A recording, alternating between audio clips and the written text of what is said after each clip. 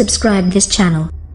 दर्शक बंधु आपण जानिछंती जे भगवान श्रीकृष्ण लीलामय पुरुष से बहुत लीला करिछंती। सेथि मध्यरु बहु चर्चित गोटिए लीला गोपींक वस्त्र हरण। गोपी माने नदी रे उलग्न होई स्नान करुथिबा समयरे श्रीकृष्ण सेही युवती गोपीमानंक वस्त्र चोरी करि नेइथिले आउ गछ उपरे बसिकी गुप्तरे सेमानंकु देखुथिले। किछि लोक एही कहानी को विरोध करंती जे भगवान श्रीकृष्ण एपरी कर्म करि नाहंती। श्रीकृष्णंकु बदनाम करिबा पाई एपरी प्रसंगर चक्रांत करा जाइछि।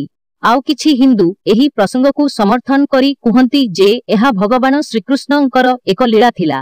किंतु दर्शक बंधु आमे सहजरे लोकमानंकर एपरी विचारकु अणदेखा करी पारिबा नाही, कारण श्रीकृष्णंक चरित्र एवं भगवंता विषयरे अनेक प्रश्न उठुछि। तेणु एही कहानीर रहस्यकु जानिबा पाई आमकु गभीर चिंतन करिबा अत्यंत आवश्यक।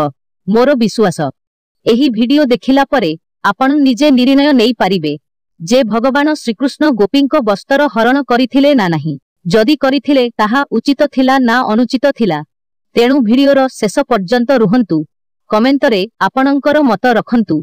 चैनल को सब्सक्राइब करी वीडियो को अधिकरु अधिक लोकंक पाखकु शेयर करंतु। दर्शक बंधु प्रसंगटी एही प्रकारर जे गोपनारी माने उलग्न होई जमुना नदी रे स्नान करुथिले आउ भगवान श्रीकृष्ण गोपीमानंकर वस्त्र चोरी करिले। गोपी माने श्रीकृष्णंकु सेमानंक वस्त्र फेराई देबाकु प्रार्थना करिले। तापरे श्रीकृष्ण निजे सेमानंकु पानीरु बाहरकु आसीबाकु कहिले, किंतु गोपी माने तांकु कुहंती जे आम्भे माने उलगण अवस्थारे अछु, तेणु एही अवस्थारे पानीरु बाहारी पारिबु नाही। श्रीकृष्ण सेमानंकु कुहंती जे तुमे उलग्न होई नदीकु काहीकि जाइथिल। तापरे श्रीकृष्ण गोपीमानंक पाखरे एक शरत रखिले जे तुमे समस्ते मोते प्रतिदिन निजे लहुणी देव एवं तुमे यशोदा मातांक ठारे एही विषयरे कदापि अभियोग करिबो नाही। जदि मो शर्तरे राजी हेबो तेबे तुमर वस्त्र फेराई देबी। गोपी माने तुरंत श्रीकृष्णंक एही शर्तकु ग्रहण करिनेले। समर्थन करुथिबा लोकमाने श्रीकृष्ण उचित करिछंती कही एपरी तर्क देउछंती जे जेते बेले भगवान श्रीकृष्ण उलग्न गोपीमानंक वस्त्र चोरी कले सेतेबेले तांकु मात्र 6 वर्ष होइथिला। जेउ गोपीमानंक वस्त्र चोरी करिथिले सेही मानंक मध्यरे श्रीकृष्णंकर मातापुत्र परी संपर्क थिला। तांकर एही लीला माध्यमरे भगवान श्रीकृष्ण समस्त पुरुष ओ महिलांकु बहुत बड़ संदेश देइछंती। नदी रे गाधौथिबा उलग्न गोपीमानंक वस्त्र चोरी करिबा समयरे श्रीकृष्ण एक छोट पिलांक रूपरे थिले। श्रीकृष्ण गोपीमानंक सामनारे पिलामानंक भଳି आचरण करुथिले। बलाकमेल करी से सेमानंक ठारू लहुणी मागिथिले। किंतु जदि सेही समयरे श्रीकृष्णंक स्थानरे कनसर कौनसी दुर्वृत्त सैनिक आसीथांता आउ से गोपी मानंकु बलाकमेल करी एपरी कौनसी शरत रखिथांता, तेबे गोपी माने कौन करिथांते? भगवान श्रीकृष्ण एही लीला ठीक करिछंती जे सर्वसाधारण स्थान रे उलगण होई स्नान करिबा उचित नुहे। तेबे आसंतु दर्शक बंधु एही प्रसंग एवं एहार तर्ककु नेई भगवान श्रीकृष्णंक जीवन चरित्र सहित तुलना करिबा।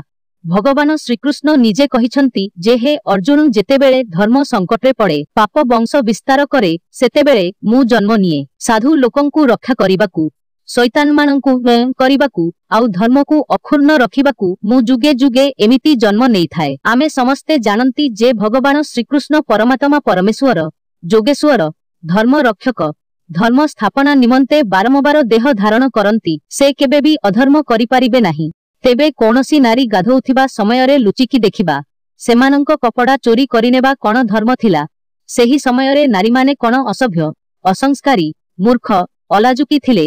नदी पोखरी जेउठी पारिला सेठी उलग्न होई गाधौथिले। मां बयस्र नारी को निज इज्जतर मूल्य कौन जना नाही कि? तांको कोଳରେ खेळुथिबा 6 वर्षर शिशु जिए निज पोशाक निजे भलरे पिंधिबा जानेनी, जेउ मां पोशाक पिंधेई सेही छुआर लाज घोड़ाए, से छुआ जेते तेजस्वी हेउना काहीकि?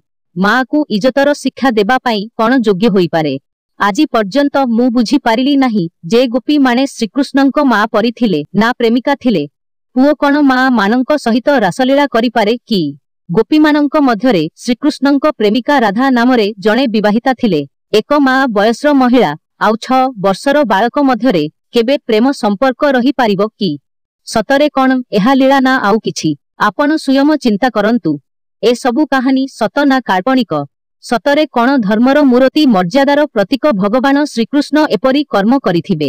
एक नारी द्रौपदीर वस्त्र हरण हेबा जोगु ଯେଉଁ ଶ୍ରୀକୃଷ୍ଣ କୁରୁକ୍ଷେତ୍ରରେ ରକ୍ତର ନଦୀ ବୁହାଇ ଦେଲେ, ସେହି ଶ୍ରୀକୃଷ୍ଣ କିଛି ଲହୁଣୀ ପାଇଁ ମାତା ସମାନ ନାରୀ ମାନଙ୍କର ଇଜ୍ଜତ ସହିତ କଣ ଖେଳି ପାରିବେ? ଯଦି ଏପରି କର୍ମ ଶ୍ରୀକୃଷ୍ଣ କରିଛନ୍ତି, ତେବେ ଦୁଶାସନ ଆଉ କୃଷ୍ଣଙ୍କ ମଧ୍ୟରେ ପାର୍ଥକ୍ୟ ରହିଲା କଣ? ଦୁଶାସନ ତ ଅଜ୍ଞାନତା ରେ ଗୋଟିଏ ନାରୀର ସମ୍ମାନ ହରଣର ଚେଷ୍ଟା କରିଥିଲା, କିନ୍ତୁ ଶ୍ରୀକୃଷ୍ଣ ତ ଜ୍ଞାନୀ ହୋଇ ଅନେକ ନାରୀଙ୍କ ସମ୍ମାନ ହରଣ କରିଦେଲେ। ପ୍ରିୟ ଦର୍ଶକ ବନ୍ଧୁ, ମୋ ମତ ଅନୁଯାୟୀ ସତ କହିବାକୁ ଗଲେ ତାଙ୍କ ଚରିତ୍ର ମଳିନ ହେଲା ପରି ଏମିତି କୌଣସି କର୍ମ ଭଗବାନ ଶ୍ରୀକୃଷ୍ଣ କରିନାହାନ୍ତି। ବ୍ୟାସ ମହାଭାରତରେ ଏପରି କୌଣସି ପ୍ରସଙ୍ଗ ଦେଖିବାକୁ ମିଳୁନାହିଁ। ସନାତନ ଧର୍ମକୁ ପତନ କରିବା ଆଶାରେ ଛଦ୍ମବେଶୀ ଧର୍ମଦ୍ରୋହୀମାନେ ଭଗବାନ ଶ୍ରୀକୃଷ୍ଣଙ୍କୁ ରସିକନାଗର କହି ଲୀଳାର ଆଖ୍ୟା ଦେଇ ଅନେକ କାଳ୍ପନିକ କାହାଣୀ ବିଭିନ୍ନ ପ୍ରକାରର ପୁରାଣ ପୋଥିରେ ମିଶ୍ରଣ କରିଛନ୍ତି। ମହାଭାରତ ବ୍ୟତୀତ ଅନ୍ୟ କୌଣସି ପୁସ୍ତକରେ ଶ୍ରୀକୃଷ୍ଣଙ୍କ ପ୍ରକୃତ ଚରିତ୍ର ଲେଖାଯାଇ ନାହିଁ। ତେଣୁ କୋଉ କଥା ବିଶ୍ୱାସ କରିବା ଯୋଗ୍ୟ ଆଉ କୋଉ କଥା ବିଶ୍ୱାସ କରିବା ଯୋଗ୍ୟ ନୁହେଁ, ତାହା ଜାଣିବା ନିହାତି ଆବଶ୍ୟକ। ଯେଉଁ କଥା ସନାତନ ଧର୍ମକୁ ବଦନାମ ଆଉ ଆମ ଦେବାଦେବୀଙ୍କୁ ଅପମାନ ହେଉଛି, ସେହି କଥାକୁ କିଛି ନ ବୁଝି ନ ବିଚାରି ପ୍ରଚାର କରିବା ଉଚିତ ନୁହେଁ। ହିନ୍ଦୁମାନେ ଏତେ ଅନ୍ଧବିଶ୍ୱାସୀ ହୋଇ ଯାଇଛନ୍ତି ଯେ ଗର୍ବର ସହିତ ଆମ ଧର୍ମର ଆଉ ଆମ ଭଗବାନ ଏବଂ ଦେବାଦେବୀଙ୍କର ଅପମାନ ଉପରେ ଅପମାନ କରି ଚାଲୁଛନ୍ତି। ଯେଉଁ ଭଗବାନ ଶ୍ରୀକୃଷ୍ଣଙ୍କ ଚରିତ୍ର ଆମ ମାଙ୍କ ପରି ପବିତ୍ର, ସେହି ପରମାତ୍ମା ପରମ ପୁରୁଷଙ୍କୁ ନଗ୍ନ ମହିଳାମାନଙ୍କ ସହିତ ଚିତ୍ରିତ କରି ପ୍ରଚାର ପ୍ରସାର କରୁଛନ୍ତି। ସତରେ କଣ ହିନ୍ଦୁମାନେ ଭକ୍ତି ନାମରେ ଏତେ ନୀଚ ସ୍ତରରେ ମାନସିକ ରୋଗୀ ହୋଇ ଯାଇଛନ୍ତି କି, ଯାହାକି ସେମାନଙ୍କୁ ନିନ୍ଦା ଅପମାନ କାହାକୁ କୁହାଯାଏ ଜଣା ପଡୁନାହିଁ?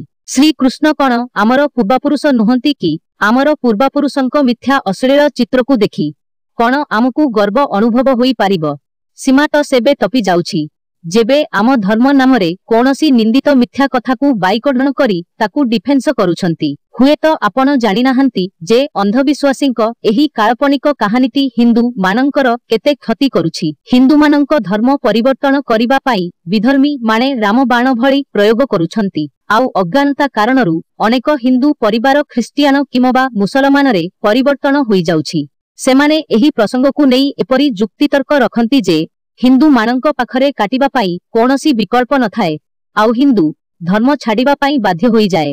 ସେମାନଙ୍କ ଯୁକ୍ତି ଏହିପରି ଯେ ଆମ ପ୍ରଭୁ ଯୀଶୁ ଏ ସଂସାରର ଲୋକଙ୍କ ସବୁ ପାପ ଦୁଃଖ କଷ୍ଟକୁ ନେଇ ଶୂଳୀରେ ଚଢ଼ିଗଲେ, ଆଉ ତୁମ କୃଷ୍ଣ ରାସଲୀଳା କରିବା ପାଇଁ ଉଲଗ୍ନ ହୋଇ ଗାଧୋଉଥିବା ନାରୀମାନଙ୍କ କପଡ଼ା ନେଇ ଗଛରେ ଚଢ଼ିଗଲେ। ଉଲଗ୍ନ ନାରୀ ମାନଙ୍କୁ ଗାଧୋଉଥିବା ସମୟରେ ଲୁଚିକି ଦେଖୁଥିବା ବ୍ୟକ୍ତି କିପରି ଭଗବାନ ହୋଇପାରିବ? ଏପରି ମଣିଷ ତ କାମୁକ ଅସଭ୍ୟ ନିର୍ଲଜ ନାରୀ ନିର୍ଯାତନା କରୁଥିବା ଏକ ସମାଜ ଦ୍ରୋହୀ ହୋଇଥାଏ। ଏବେ କୁହ, ଯୀଶୁ ଭଗବାନ ହେବା ଯୋଗ୍ୟ ନା କୃଷ୍ଣ ଭଗବାନ ହେବା ଯୋଗ୍ୟ? ଏହି କଥାରେ ହିନ୍ଦୁ ମାନଙ୍କର ମୁହଁ ବନ୍ଦ, କାହିଁକି ନା ହିନ୍ଦୁମାନେ ନିଜେ ଏହି କାହାଣୀକୁ ଜୋରସୋରରେ ପ୍ରଚାର କରି ଶ୍ରୀକୃଷ୍ଣଙ୍କ ଛବିକୁ ଏପରି କରିଛନ୍ତି। ଦର୍ଶକ ବନ୍ଧୁ, ବର୍ତ୍ତମାନ ଏବେ ଆପଣ ନିଜେ ନିର୍ଣ୍ଣୟ କରନ୍ତୁ ଯେ ଯୋଗେଶ୍ୱର ଭଗବାନ ଶ୍ରୀକୃଷ୍ଣ ଗୋପୀ ମାନଙ୍କର ବସ୍ତ୍ର ଚୋରେଇ ଥିଲେ ନା ନାହିଁ। ଦୟାକରି କମେଣ୍ଟ ବକ୍ସରେ ଲେଖି ଜଣାଇବେ। ଭିଡିଓ ଯଦି ଭଲ ଲାଗିଛି ଅନ୍ୟ ପାଖକୁ ସେୟାର କରନ୍ତୁ, ଆଉ ଏହିପରି ଜ୍ଞାନ ପ୍ରାପ୍ତ କରିବା ପାଇଁ ଚ୍ୟାନେଲକୁ ସବସ୍କ୍ରାଇବ କରିଦିଅନ୍ତୁ।